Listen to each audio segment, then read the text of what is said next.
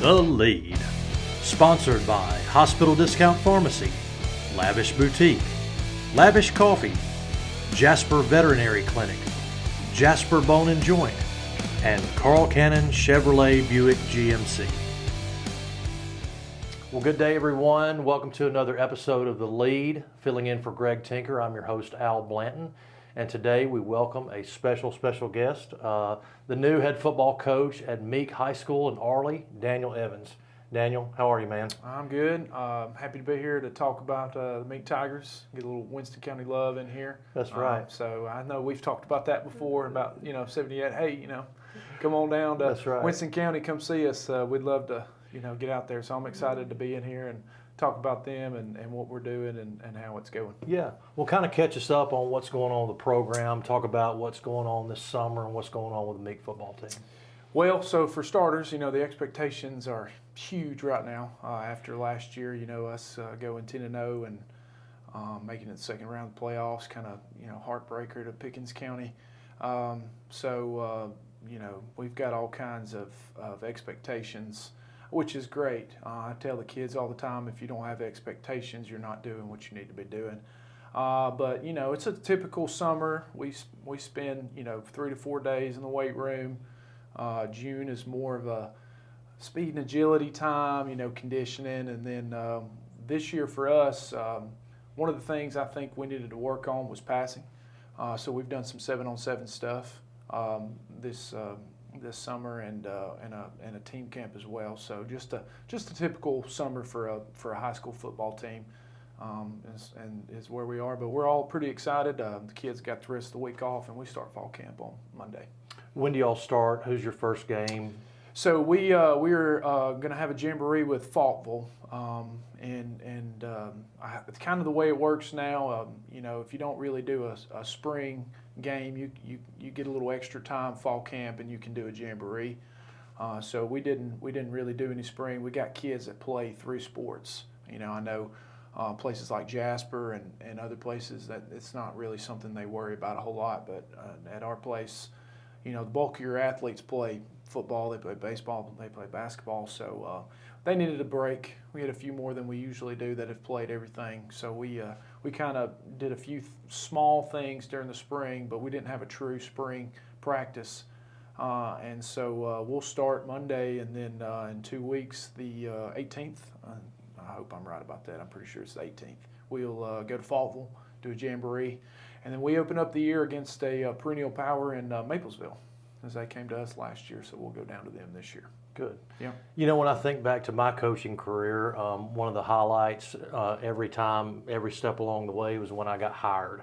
When somebody kind of cast that vote of confidence for me as a basketball coach. And what was that like for you to get your first head coaching job? Yeah, so Houston, first of all, fantastic guy. Somebody I've been with since I've started coaching. He kind of helped me get in touch with Bart over at Summerton Christian, and kind of led to me getting my first job. When he came up to me and said, Daniel, I'm ready to go home. I'm ready to go, be with my family and do that. And that opportunity came open for him. He said, if you want this job, I'll help you get it. And just full disclosure, and I've talked about this before, I never really had any desire to be a head coach.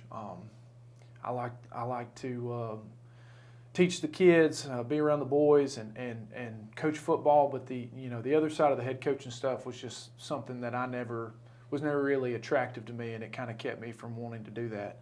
But man, to see what we had grown from where we had started in 2020. To where we were last year and the year that we had, I felt like I owed it to these kids to see it out, to be there for them, because they were pretty upset because, they loved Coach Powell. They loved everything that we had done to this point. And so, to hear him say, hey, if you want the job, I'll help you get it was great. And then on top of that, my principal over at the high school is Alan Henderson, who I happened to play basketball for a couple of years at Curry when I went to Curry.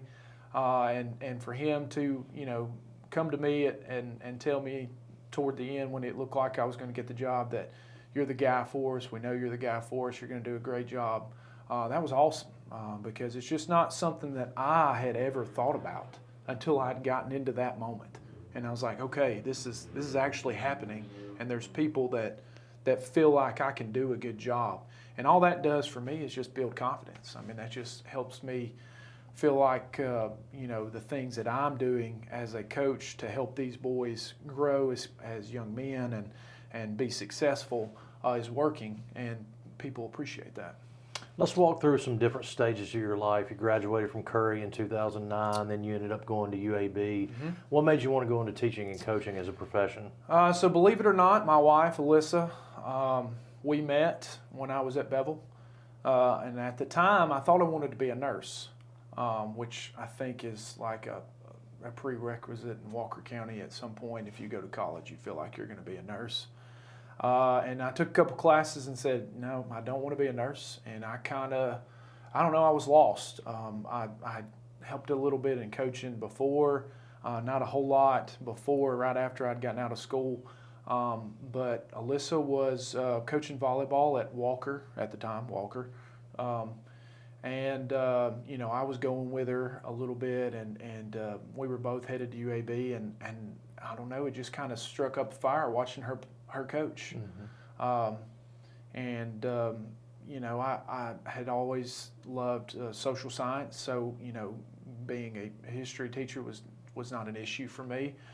So I kind of changed courses, and if I don't ever meet my wife, I don't know if I do that. It was just one of those things that, God put in my life, and I'm glad that she did, because if it wasn't for that, I probably wouldn't be sitting here where I am today, doing what I'm doing, and I love what I do. And there's not another profession that I should have been in. This is what I was called to do. Mm-hmm. So. And you started out at Summit and Christian. I did. Then you went to Dora. Mm-hmm. Then you went to Meek Elementary, right? Yes. Okay. What are some things from those experiences that you've learned? So I had a few different jobs in that case. At Summit and Christian, I taught anything from 9th to 12th grade, any kind of social science you can think of, and I also did a career prep math. I was there at Summit and Christian because, in private school, it's a little different than it is in public school. You just have it's a little more leeway to do some different things and things like that. But it was good for me because I don't want to say that they're shielded from the public side of it, but it's a little bit different. Mm-hmm.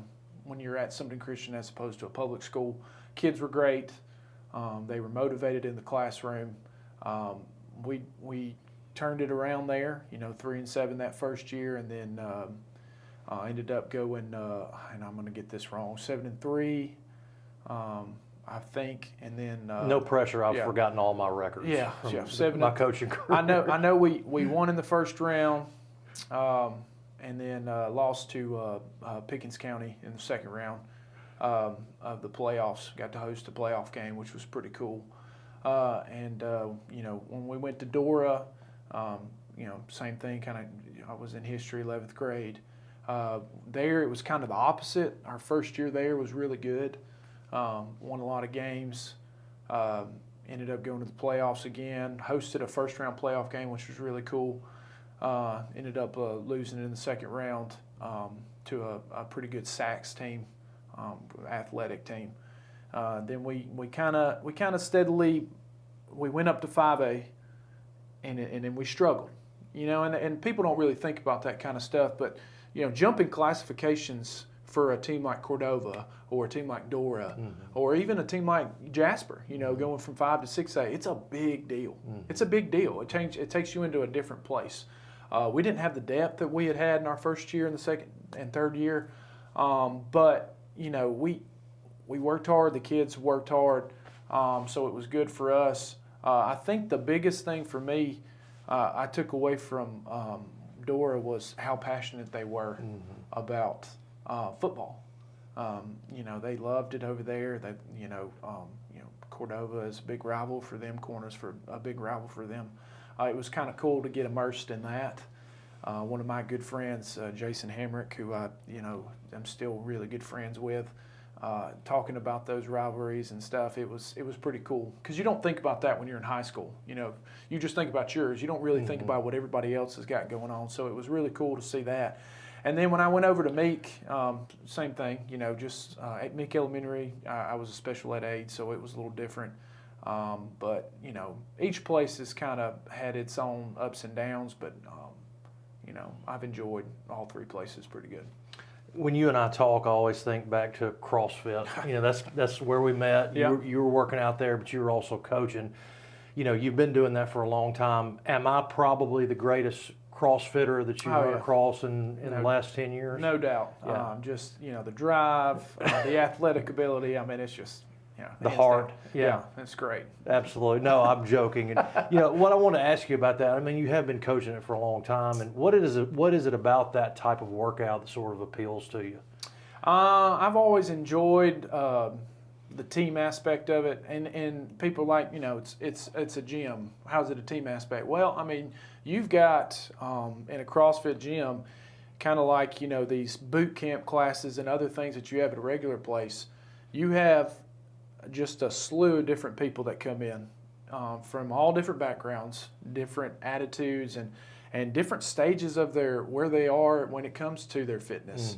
And you've got to somehow get them all into one spot and able to do the same thing, and scaling accordingly depending on where you're at.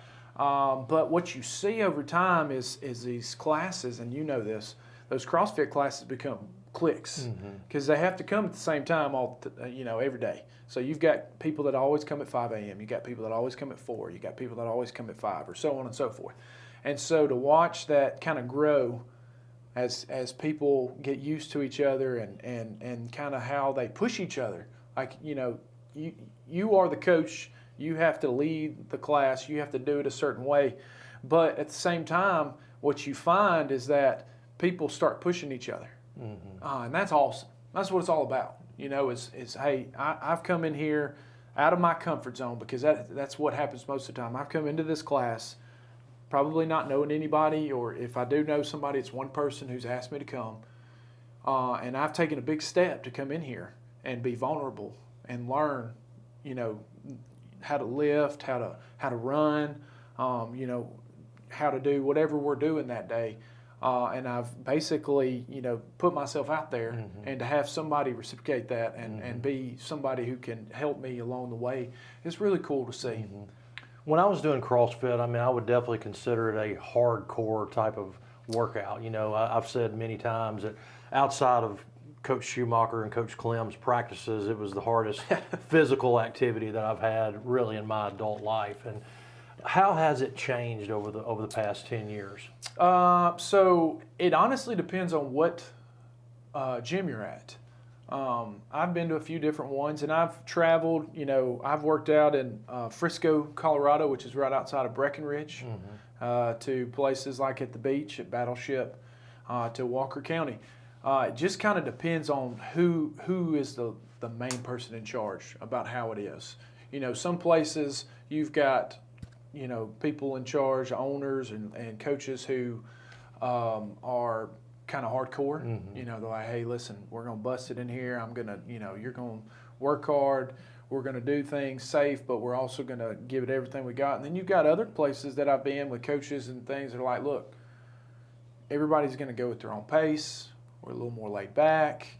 We're trying to, you know, help you become healthier. Whatever I can do to help you do that, let's do that. And you kind of push your own self. So that's kind of how it's changed for me. Is it just depends on where you're at. And I've been at a few different places, and it's been different at different places. But it doesn't mean that it's any better or any worse. It just kind of depends on who your clientele is and what they want to do. Fair. You're an English teacher, but you're also a history guy. Yep. Are you more of a grammar guy, a literature guy, and then what's your favorite era in history? So grammar was easier for me than the literature part of it. Believe it or not, you would probably think the other way because of all the reading and writing I had to do in school. But grammar for me doesn't change for the most part. Yeah. Comma's got to go where a comma's got to go. You know, period's got to go where Do period's you believe gotta in the go. Oxford comma, or? You can. I'm an Oxford comma guy. Sure. I mean, yeah. Why not? Okay. All right. But the second question, eras, the Greatest Generation, right? Yeah. World War II, the 40s, 50s, I guess a little bit of the 60s for them, 30s. There's a bunch of stuff that happened from, let's just say the end of World War II to the end of, the Korean War. Yeah. Well, however you want to go, or us going to the moon. Mm-hmm. So if you want to go that far. Man, just a whole bunch of things happen. You got the Great Depression. You got, Roosevelt coming into office and being the only president to ever be around for what, 4 terms, almost 4 terms, full terms. The atomic bomb, Oppenheimer. We've been talking about that. You got that. We had 3 wars in that time period. I mean, there's a lot that went on. And then the race to the moon, Cold War. I mean, there's just a bunch of stuff that if you were born in, let's just say you were born in 1918. I mean, you've seen a lot. I mean, you have seen a lot. Yeah. I mean, a lot. And you've had a lot of things that happen. And sadly, we're losing them every day. And it sucks that we've gotten to that point in history where they're over 100 years old or 90 years old, and before too much longer, it's just going to be secondary stuff. Yeah. It's not going to be first person accounts like we've had. One of the things that really helped paint a picture of that era for me was watching Band of Brothers. Have you seen that? Oh yeah. Band of Brothers. I'm pretty sure it's Christmas, right? Yeah. When they play it all day. Yeah. Well, fortunately for me, I have I think it's HBO Max. Yeah. It's on there, so I can go back to it and watch it every now and then. That's the Wahlberg to me. Everybody likes Mark. Yeah. I like the other brother, and of course I can't remember his first name now, but he was fantastic in that movie or in that show. And so that was very well done, them jumping back and forth to the actual people and to what was going on. It kind of goes along with that opening scene of Saving Private Ryan. It's just stuff that you can't know exactly what it was like unless you were there. But with modern technology and the way movies are today, that's about as close a look as you'll ever get. Let's go back to Meek football for just a minute before we conclude. What should fans and observers of your program expect to see this fall? Well, we kind of talked about this in media days. We are a physical team. That's who we are. When we got there, myself and Coach Powell, that was the main goal. You kind of look at what your personnel is, what they can do well. And you try to hold on to that and use that to be successful. So we want to be physical up front. Our defensive line, linebackers, and defense in general is going to be really good this year. They are veteran guys that have played a lot of snaps. We're strong. We're athletic. So defensively, like last year where we offensively were really good, it's going to take us a little bit of time because we've had to replace some parts on offense. And so we're going to kind of lean on our defense to help us out early in the season until we can kind of get young guys acclimated to what it's like playing varsity ball. Because, it's not like college where, transfer portal, you can just bring somebody in that's been playing. We got guys that have not played a single varsity snap. It's going to have to play for us this year. And that's everybody. Everybody does that every year. So offensively, we're retooling. I don't like to say we're rebuilding. We're retooling.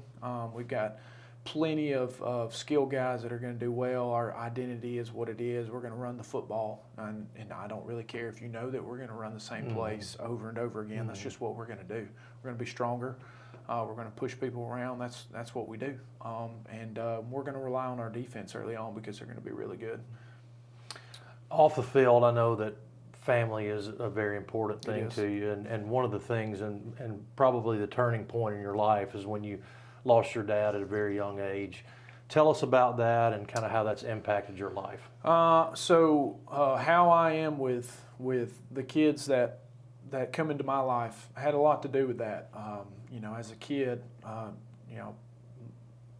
younger than 10, my dad died about the time I turned 10.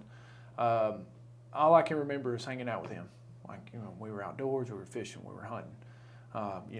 wrestling around in the living room, watching old VHS tapes, recorded movies, stuff like that, making tent forts out of pillows and stuff. Like, I remember that, me and my brothers, I remember doing all that, and then one day it was gone, and that's tough. It's tough to. And there's been plenty of people that have come into my life and have been a father figure for me, but it's not your dad. You know what I'm saying? And so that was one of the things as I got into this profession that I looked at and said, I want to be I want to be that for somebody who doesn't have it, because I didn't have it, and it was terrible for me. And so, when I got into coaching, when I started doing this, I felt gravitated to kids that maybe don't have the father figure in their life that they would like to have, and I try to affect them in a positive way. But I do that with all of them because I tell these kids this all the time. I love you. I mean that. I love those kids because to be honest with you, I spend more time with them than I do with my own 2 sons and my wife. And so if you don't love them, why are you doing it? And so, going off of what happened early in my life, I try to help somebody that may have been in my situation that didn't get the help and support that I got. I want to be that support system for them. I want to be somebody that they feel like they can talk to about things if they need to talk about them. But I also want to teach them responsibility. That's one of our core values is accountability at the school. We want to be the standard of 1A, but these kids have got to be accountable for what they're doing. And so we spend a lot of time trying to teach them how to be accountable in their own lives, not just at football, but out in their own lives in classrooms or, working jobs, stuff like that. So I try to take football and what we do in our team sport and relate it to what they will do once they get out in life. Because as well as I do, team sports translate to life more than pretty much anything else you do as a high schooler. So I try to use that, to use my platform to help these kids grow as young men. Because and this is, everybody has their opinion on this, is just my personal opinion. We have an epidemic when it comes to real men in this country right now, being accountable for the actions that they have or working jobs, things like that. So if I can help the kids at Meek High School in Arley, Alabama be better young men and be productive citizens to society, I've done my job, wins aside.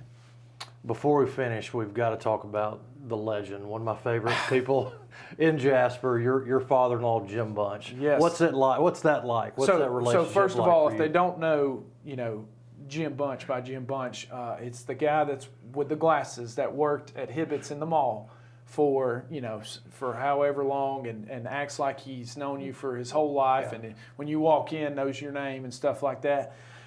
Jim is fantastic. Jim wants to be my defensive coordinator. He gave me a resume early after I got the job, but I told him, I said, you're retired, so we're just going to stay with armchair quarterback. Right. But Jim's great. Jim's helped us along the way a bunch. We had to live with him for a little while. God bless him. When we were in between houses last year. So we invaded his space. I'm sure he was not, he was always happy about it, but, I'm sure he enjoyed to get his space back after we left, a kid and a dog. But he's fantastic. Every time he sees me, he's, firing off sports questions, asking me. Huge Red Sox fan. Yes, he is. He is. But we watched. He got into the Braves last year, and we lived with him. We were watching it pretty much every night. Yeah. So he's more of a Braves fan than he'll let on. Right. And so when he watches this, he's going to be like, Daniel, I can't believe you said that out loud. But yes, he is a huge Red Sox fan. Yeah. But he's fantastic. I could not ask for a better father-in-law. Yeah. He's done, and both her parents are great. I was fortunate to marry into a local Legends family. So he's fantastic. Well, one of the things we do on the show, as we mentioned to you before, is everybody that comes on the show signs our poster. Okay. So I'm going to give you the Sharpie, and if you will do us the honors. Now, of I'm not signing our like poster. John Michael. I think probably had a signature class that he Right, took. So sure, mine yeah. is not going to be the, That's the okay. greatest in the world, but we'll go. Bad with it. penmanship is allowed. It's All right. okay. Do you want- just wherever you want to sign? All right, we'll go up here. There you go, man. Outstanding. Well, that's it for us today.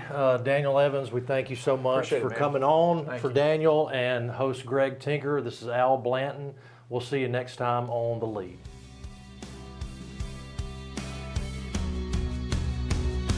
The Lead. Sponsored by Hospital Discount Pharmacy, Lavish Boutique, Lavish Coffee, Jasper Veterinary Clinic, Jasper Bone and Joint, and Carl Cannon Chevrolet Buick GMC.